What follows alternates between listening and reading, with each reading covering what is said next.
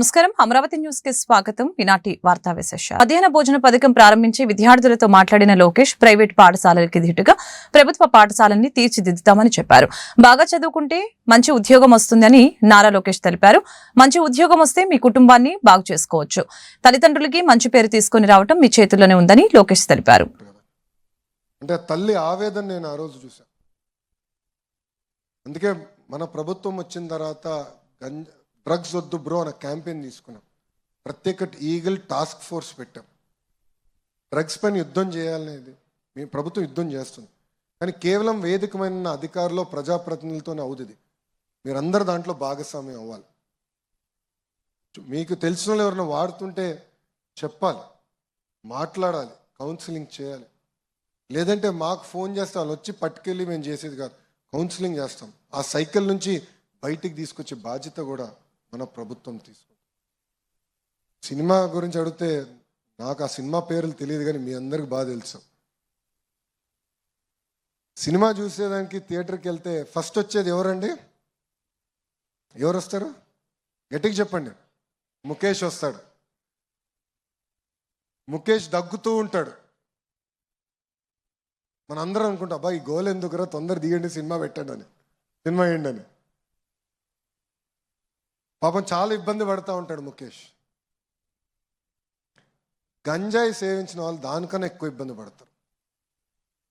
ముఖేష్ కన్నా దారుణమైన పరిస్థితి మనకు వస్తుంది. సిగరెట్ వల్ల కనీసం మనం ఇబ్బంది ఎదుర్కొంటాం, కానీ గంజాయి వల్ల కుటుంబాలే నాశనం అవుతాయి. అనేక సందర్భాల్లో పిల్లలు తల్లిదండ్రుల పైన దాడి చేశారు. గంజాయి తీసుకున్నప్పుడు ఏం జరుగుతుందో తెలియక కొట్టారు తల్లిదండ్రులు. నా నియోజకవర్గం మంగళగిరిలో ఇట్లనే మేము కార్యక్రమం ఎన్నికల ముందర పెట్టుకుని వార్డు వారిగానే మీటింగ్లు పెట్టుకుంటే అక్కడ ఒక పెద్ద ఆయన నాకు చెప్పారు, సార్ మా కొడుక్కి గంజాయి ఇవ్వకపోతే చేతులు బాగా ఇట్లా ఉంటుంది, ఇబ్బంది పడతాడు, అందుకే నేను వెళ్ళి గంజాయి కొని మా అబ్బాయికి ఇస్తున్నానని చెప్పాడు. చూడండి పరిస్థితి. ఏడుస్తూ నాకు చెప్పాడు, ఇప్పుడు కూడా గుర్తుంది, బాగా ఏడుస్తూ చెప్పాడు. దయచేసి ఇది సీరియస్గా తీసుకోండి. గంజాయి వద్దు bro, don't become a Mukesh. దయచేసి ఇది గుర్తుపెట్టుకోండి. ఎక్కడికి వెళ్ళినా మీరు ఇది మాట్లాడాలి. డ్రగ్స్ అనేది వద్దు, గంజాయి వద్దు, దానికి దూరంగా ఉండాలి. లేదంటే ఒక తరమే నాశనం అయిపోతుంది. ఉడతా పంజాబ్ సినిమా చూసుంటారు కొంతమంది, చూసారా? చూడలా. ప్రధాని మోదీ ఈ నెల 8న ఉమ్మడి విశాఖ జిల్లాలో 8 లక్షల కోట్ల ప్రాజెక్టుల్ని ప్రారంభించనున్నారని మంత్రి డోలా బాలవీరాంజనేయ స్వామి తెలిపారు. Railway zone, NTPC green hydrogen project, bulk drug పార్కుతో సహా అనేక అభివృద్ధి పనులకి మోదీ శ్రీకారం చుట్టనున్నారని వెల్లడించారు. మోదీ పర్యటన దృష్ట్యా పటిష్ట ఏర్పాట్లు చేస్తున్నామని చెప్పారు. రాష్ట్ర అభివృద్ధికి కేంద్రం నుంచి సహకారం అందుతుందని ఎమ్మెల్యేలు పల్లా శ్రీనివాసరావు, విష్ణుకుమార్ రాజు తెలిపారు. ఈ నెల 8వ తేదీ మన ప్రధానమంత్రి గారు విశాఖపట్నంలోని ఏ ఇంజనీరింగ్ కాలేజ్ గ్రౌండ్స్ లో ఉమ్మడి విశాఖపట్నం జిల్లాలో 1,50,000 కోట్ల నుంచి 2 లక్షల కోట్లుగా ఉన్నటువంటి పెట్టుబడులకు సంబంధించినటువంటి ప్రాజెక్టులకు శంకుస్థాపన కార్యక్రమాలు చేపట్టబోతా ఉన్నారు. ఈ సందర్భంగా ఏర్పాట్లు, అదేవిధంగా ఆ సభకి వారిని గౌరవించుకునే విధంగా, అంటే వీటిలో 6 నెలలు ఈ ప్రభుత్వం ఏర్పడిన తర్వాత ఈ ప్రాజెక్టుల శంకుస్థాపనకి మన ప్రాంతానికి వస్తున్న సందర్భంలో వారికి మంచి స్వాగతం, గౌరవంగా ఈ కార్యక్రమాన్ని నిర్వహించాలనే సంకల్పంతో జిల్లా అధికారులతోటి ఎక్కడా కూడా ఎటువంటి లోటుపాట్లు జరగకుండా కార్యక్రమం దిగ్విజయంగా జరగాలనే విధంగా చర్యలు తీసుకునే విధంగా మేము చర్చించుకోవడం జరిగింది.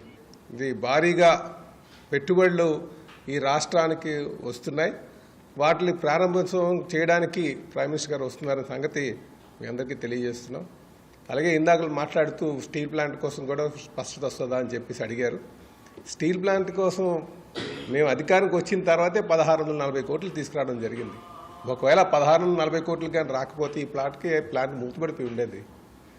అయితే ఆ ప్లాంట్ని ఏ విధంగా పరిరక్షించాలి, ఏ విధంగా ఇక్కడ ఉన్నటువంటి ప్రజలకి ఆకాంక్షకి అనుకూలంగా ముందుకు వెళ్ళాలి అనే ఒక ఆలోచనతోనే మేము మొదట్లో కూడా ఎలక్షన్కి మేము వెళ్ళేటప్పుడు మాట ఇచ్చాం, ఇప్పుడు కూడా మాటిస్తున్నాం. మా బాధ్యత స్టీల్ ప్లాంట్ పరిరక్షించడం అని చెప్పి తెలియజేస్తున్నాం. ఈ కూటమి ప్రభుత్వం ఏర్పాటు అయిన తర్వాత ప్రధానమంత్రి నరేంద్ర మోడీ గారు మొట్టమొదటిసారిగా విశాఖపట్నానికి రావటం జరుగుతుంది.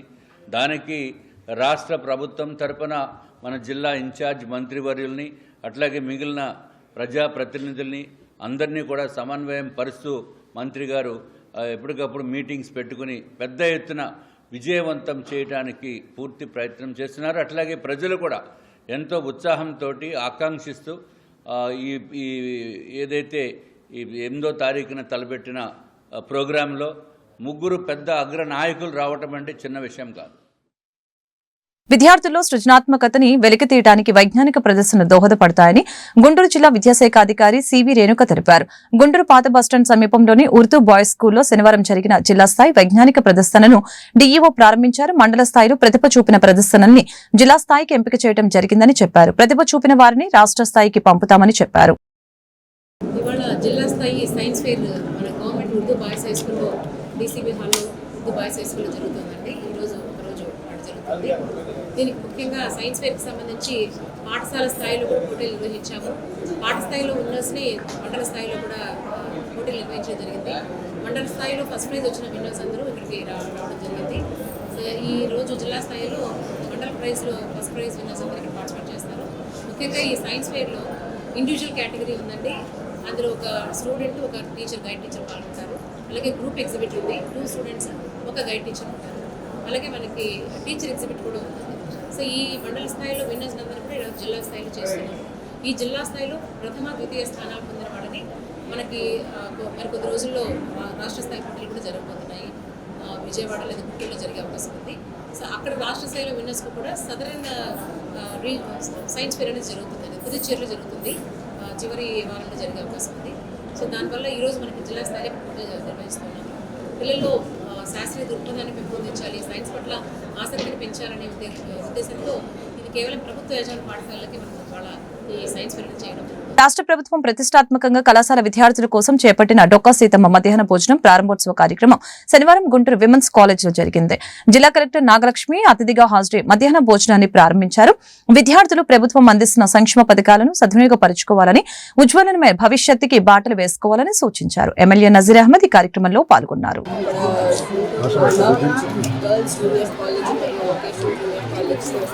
మనము ఈ డొక్కా సీతమ్మ గారి మధ్యాహ్న బడి భోజనం అనే కార్యక్రమం జూనియర్ కాలేజెస్లో ఇనాగరేట్ చేయడం జరిగింది. మన జిల్లాలో మొత్తం 5 జూనియర్ కాలేజెస్ ఉన్నాయి.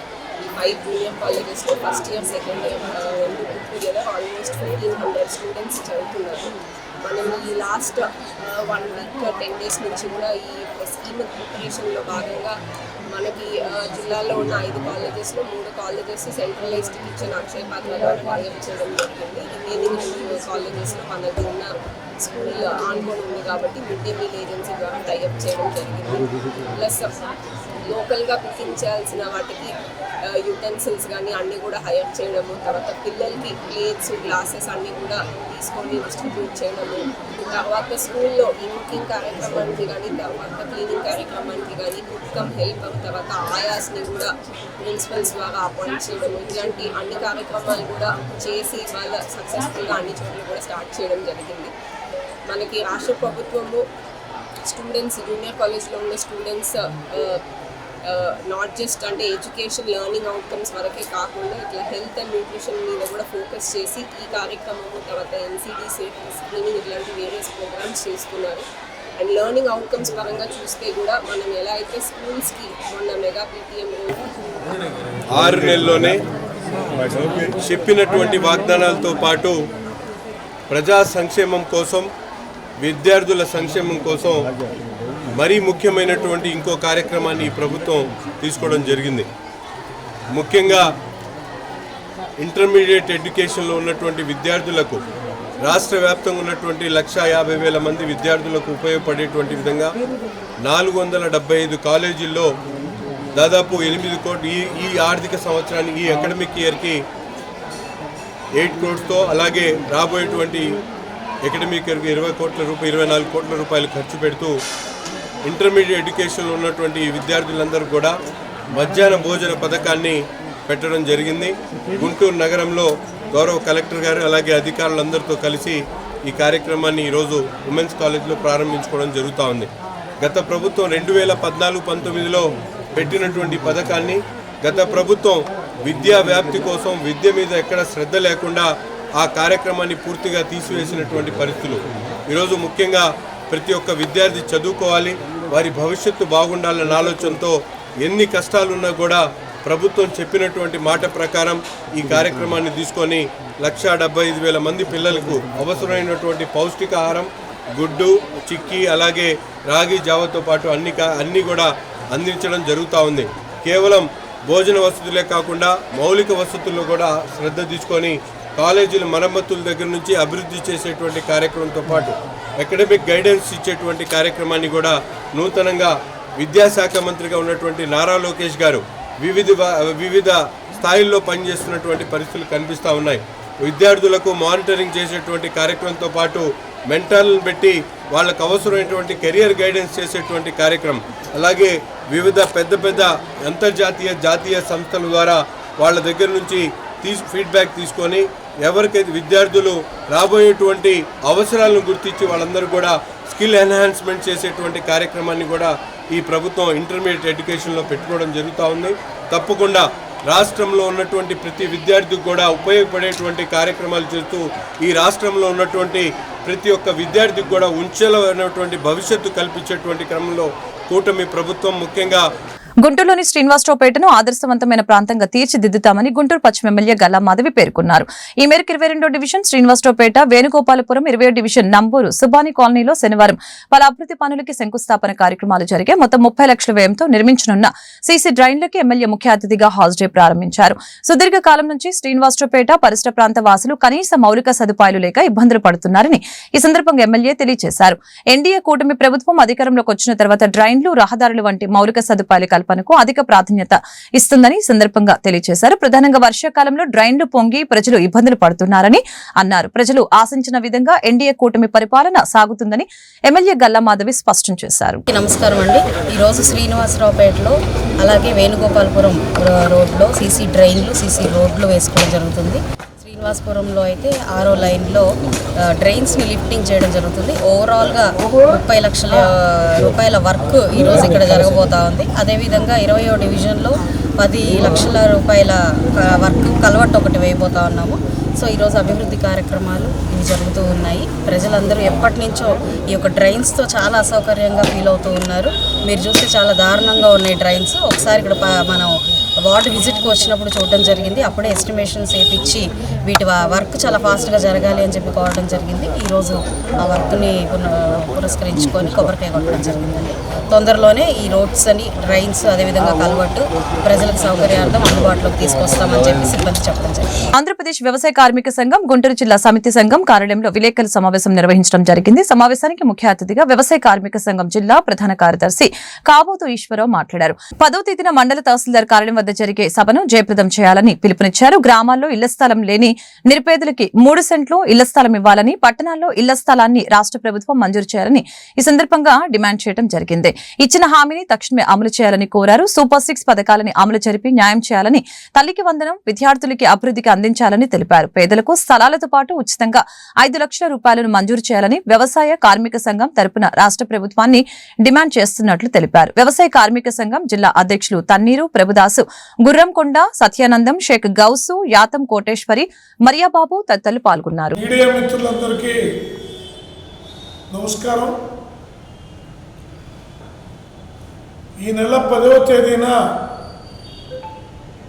రాష్ట్రంలో ఉన్నటువంటి అన్ని తాలూకా కార్యాలయాల వద్ద పట్టణాల్లో 2 సెంట్లు, గ్రామాల్లో 3 సెంట్లు ఇల్లు లేని నిరుపేదలకి ఇచ్చి వారికి ఆ ఇల్లు కట్టుకోవడానికి 5 లక్షల రూపాయల ఆర్థిక సహాయం చేయాలని సిపిఐ ఆధ్వర్యంలో ఇప్పటికే ఒక దశ పోరాటాన్ని కొనసాగించాం. మలి దశ పోరాటంగా ఈ నెల 10వ తేదీన తాలూకా కార్యాలయాల వద్ద ఆయా లబ్ధిదారులను తీసుకొని వెళ్ళి అర్జీలు ఇప్పించేటటువంటి కార్యక్రమాన్ని చేపట్టడం అనేది జరిగింది. రాష్ట్ర ప్రభుత్వం అధికారంలోకి వచ్చి 7 నెలలు దాటుతున్నప్పటికీ సూపర్ 6 పథకాల అమలు గురించి వాటి చిరునామా ఎక్కడుందో కూడా ప్రజలకు అర్థం కానటువంటి స్థితిలో ఉన్నది. ప్రజలందరూ ఈ ప్రభుత్వం అధికారంలోకి వస్తే తమ యొక్క సమస్యలన్నీ పరిష్కారం అవుతాయి, ఈ దేశం ఈ రాష్ట్రం అభివృద్ధి పదంలో ముందుకు సాగుతుందని భావించడం అనేది జరిగింది. కానీ ఇచ్చిన వాగ్దానాలను అమలు జరపడంలో ఈ ప్రభుత్వం ఇప్పటి వరకు కనీస ప్రయత్నాన్ని కూడా కొనసాగించట్లేదనడానికి అనేక ఉదాహరణలు ఉన్నాయి. దాంట్లో ముఖ్యంగా తల్లికి వందనం కార్యక్రమం ఏమైపోయిందో, ఎప్పుడు ఇస్తారో, కొంతమంది అయితే 1 సంవత్సరం తర్వాతనే అనేక స్టేట్మెంట్లో వస్తూ ఉంది. అలాగే భవన నిర్మాణ తమాషా అనే పదం గుంటూరు నగర కమిషనర్ పులి శ్రీనివాసులకి ఆగ్రహం తెప్పించింది. చివరికి గుంటూరు నగరపాలక సంస్థ కౌన్సిల్ సమావేశం నుంచి కమిషనర్ వాకౌట్ చేసే వరకు తీసుకువెళ్లింది. విషయానికి వస్తే గుంటూరు నగర డిప్యూటీ మేయర్ డైమండ్ బాబు కౌన్సిల్ మీటింగ్ సందర్భంగా అధికారులను ఉద్దేశించి తమాషా చేస్తున్నారా అని ప్రశ్నించారు. దీనిపై నగర కమిషనర్ తీవ్ర అసంతృప్తి వ్యక్తం చేశారు. ఒకానొక దశలో మైకును పడేసి కాగితాలను టేబుల్పై విసిరేసి సమావేశం నుంచి అలిగి వెళ్లిపోయారు. దీనికి నిరసనగా అధికారులు కూడా కమిషనర్ వెంట నడిచారు. అనంతరం గుంటూరు నగరపాలక సంస్థ మినిస్ట్రియల్ ఎంప్లాయీస్ యూనియన్ ఆధ్వర్యంలో ఉద్యోగులు కౌన్సిల్ మీటింగ్ హాల్ వెలుపల ఆందోళన నిర్వహించారు. నగర డిప్యూటీ మేయర్ క్షమాపణలు చెప్పాలని డిమాండ్ చేశారు. సామాజిక భద్రత కల్పించాలి, ఉద్యోగులకు సామాజిక భద్రత కల్పించాలి, ఉద్యోగులకు సామాజిక భద్రత కల్పించాలి. క్షమాపణ చెప్పాలి డిప్యూటీ మేయర్ కమిషనర్ గారికి, క్షమాపణ చెప్పాలి కమిషనర్ గారికి, డైమండ్ బాబు చెప్పాలి, డైమండ్ బాబు కమిషనర్ గారికి క్షమాపణ చెప్పాలి, డైమండ్ బాబు కమిషనర్ గారికి చెప్పాలి, డైమండ్ బాబు కమిషనర్ గారికి చెప్పాలి, డైమండ్ బాబు కమిషనర్ గారికి చెప్పాలి, డైమండ్ బాబు. ఉద్యోగస్తులను బాయ్కాట్ చేస్తాం. ఉద్యోగస్తులు లేకుండా ఏ ఆఫీసులు కూడా నడవన్న సంగతి పాత్రికేయ మిత్రులకి, ప్రజలకి అందరికీ తెలిసిన విషయమే. మీరు మాకు సహకరించి ఇట్లాంటి పరిపాలన నుంచి మాకు భద్రత కల్పించండి. రేపేం జరిగింది దానిపై మేము ఉద్యోగాలు చేయలేము. నా 32 ఏళ్ల సర్వీసులో ఇటువంటి డిప్యూటీ మేయర్ నేను ఎప్పుడు చూడలేదు. నేను కూడా ఎవరు ఉద్యోగస్తులను పర్సనల్గా పిలిచి బెదిరించడం దాఖలాలు కూడా లేవు. కాబట్టి ఈ విషయంలో బహిరంగ క్షమాపణ డైమండ్ బాబు కమిషనర్ గారికి చెప్పిన తదుపరి మాత్రమే కౌన్సిల్ జరుగుతుందని మీ ద్వారా ప్రజలందరికీ, ఉద్యోగస్తులందరికీ తెలియజేస్తున్నాను. ఉద్యోగుల ఐక్యత, చర్చలు కాదండి, ముందు క్షమాపణ తర్వాత కోసం కౌన్సిల్లో అవమానించడం చాలా దారుణంగా అవుట్సోర్సింగ్ కార్మికుల పక్షాన నేను తెలుపుతా ఉన్నాను, ఖండిస్తా ఉన్నాను. గత ప్రభుత్వంలో ఇదే డిప్యూటీ మేయర్ గారు ఇప్పుడు చూపిస్తున్న ఆ కోపం, ఆవేశం, ఆ అధికార దర్పం గతంలో కూడా చూపించుంటే ఈ ఉద్యోగస్తులకి, అవుట్సోర్సింగ్ కార్మికులకి ఇటువంటి గతి పెట్టేది కాదు. ఆయన ఏ ఉద్యోగస్తుడి మీద, ఏ అవుట్సోర్సింగ్ ఉద్యోగుడి మీద ఎటువంటి ప్రేమ అభిమానాలు లేకుండా ఆయన నిరంకుశంగా పరిపాలించి గతంలో ఈరోజేదో ప్రజలకు నేనేదో సేవ చేయబోతున్నాను, అధికారుల్ని ఉద్దేశించి తాను ఎలాంటి అసభ్య పదజాలం వాడలేదని గుంటూరు నగర డిప్యూటీ మేయర్ డైమండ్ బాబు వివరణ ఇచ్చారు. శనివారం గుంటూరు నగర మేయర్ కావటి శివనాగ మనోహర్ నాయుడు అధ్యక్షతన కౌన్సిల్ సమావేశం కొలువు తీరింది. ఈ సందర్భంగా జరిగిన ప్రశ్నోత్తరాల సమయంలో డైమండ్ బాబు చేసిన వ్యాఖ్యలు వివాదాస్పదంగా మారాయి. నగర కమిషనర్ సమావేశం నుంచి అలిగి వెళ్లడం రాష్ట్ర వ్యాప్తంగా చర్చనీయాంశంగా మారింది. దీనిపై డైమండ్ బాబు మీడియాతో మాట్లాడారు. వివాదాస్పదంగా మారిన ఎపిసోడ్ మొత్తాన్ని వివరించారు. కౌన్సిల్ సమావేశం జరుగుతూ ఉండగా కోటి ప్రజాప్రతినిధి రోషను ప్రశ్న నగరపాలక సంస్థకు సంబంధించి ఫిక్స్డ్ డిపాజిట్లు ఎంత ఉన్నాయి, వాటిని ఏ విధంగా ఖర్చు చేస్తూ ఉన్నారు, ఫిక్స్డ్ డిపాజిట్లు వాడుతున్నారా, కాంట్రాక్టర్స్కి సంబంధించినటువంటి బిల్లులు ఏ విధంగా చెల్లింపులు చేస్తున్నారు అనేటువంటి అంశంలో నగరపాలక సంస్థ ఇచ్చినటువంటి సమాధానం టోటల్గా ప్రజాప్రతినిధుల్ని పూర్తిగా అవమానపరిచేటువంటి సమాధానం వాళ్ళ దగ్గర నుంచి రావటం జరిగింది. ఏంటి వాళ్ళు చెప్పినటువంటి సమాధానం అంటే, ఈ ఫిక్స్డ్ డిపాజిట్ల గురించి కానీ, కాంట్రాక్టర్లకు బిల్లులు చెల్లింపు చేసే విషయంలో కానీ వాళ్ళు ఇచ్చిన ఆన్సర్లో చివరగా మాట చెప్తున్నాను నేను, ఇది పూర్తిగా పరిపాలనాపరమైన అంశమని తెలియజేయడమైనది అనే పదం టోటల్గా, ఎందుకంటే ఇది మొత్తం చాలా ఉంది, మీకు మీడియా మిత్రులు కావాలంటే మీకు కాపీ ఇస్తాం, తీసుకొని చూడండి.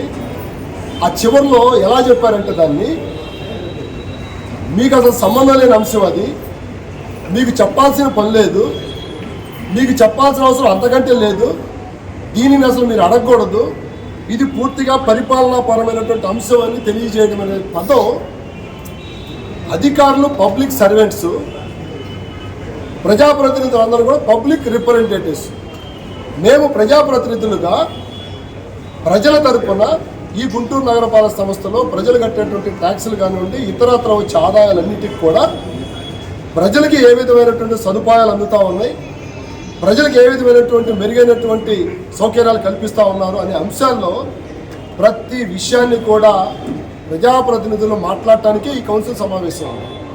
ఈ విషయాన్ని నేను సంబంధిత కార్పొరేటర్ అడిగిన దానికి నేను ఒకే ఒక మాట ఏమడిగానంటే, ఇది పూర్తిగా పరిపాలనాపరమైన అంశమని తెలియజేయడం అనే పదం రాసినటువంటి వ్యక్తి ఎవరో అని అడిగాను. ఏ అధికారి ఆ పదాన్ని రాశాడని అడిగాను. అడిగిన వెంటనే ఎగ్జామినర్ ఆఫ్ అకౌంట్స్ని మీరా రాసిందంటే నేను కాదని ఆయన లేచి చేతులు ఊపాడు, నేను కాదని చెప్పాడు.